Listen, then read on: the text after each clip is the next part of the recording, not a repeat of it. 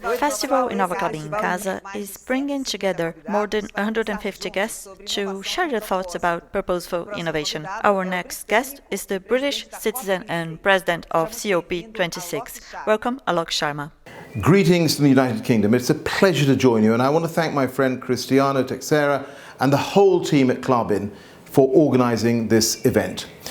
We are very pleased to have Cristiano as a member of the COP26 Business Leaders Group, which the UK COP26 presidency has established to bring together international corporate leaders to drive climate action around the world across all regions and sectors of the economy.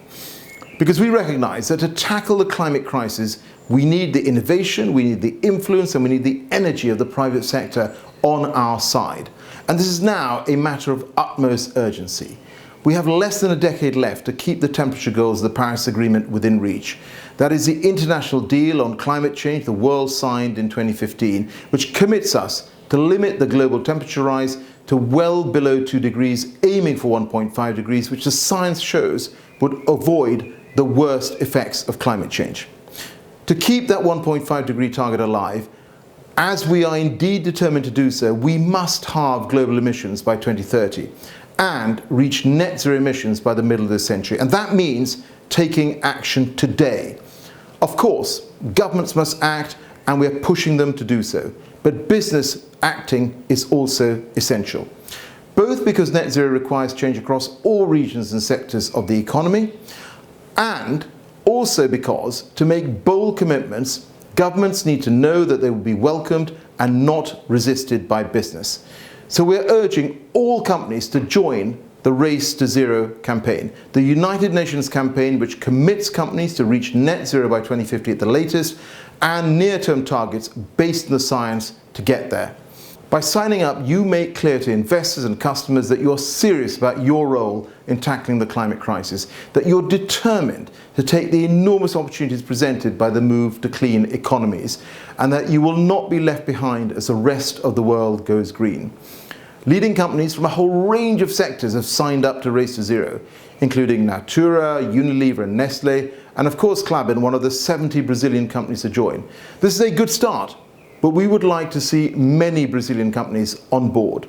So to those of you that are yet to join, please join this campaign. And to those of you that have already joined, thank you so much for your support. And now, please encourage others to do the same and take action across your whole supply chain, as Clubin is doing, founding the Race to Zero Brazil campaign and working with their trade association and suppliers. We urge all businesses to use their purchasing power to reduce emissions across the economy and to commit to remove deforestation from their supply chains. I also urge you to advocate the strongest possible climate action with your government. Show them that an ambitious approach is supported by the private sector, and ask them to take action to keep that 1.5 degree limit within reach. Encourage them to set an emissions reduction target for 2030 that puts them on a path to reach their goal to become net zero emissions by 2050, and explain the benefits of such targets in providing business with clarity and confidence, and make it clear that reducing deforestation is vital for the future of many Brazilian businesses, because only a sustainable use of forests can ensure a sustainable supply chain. And with all of us on board, governments, businesses, investors, we can drive down emissions and keep 1.5 degrees alive and build the clean, green future that is within our grasp. Thank you.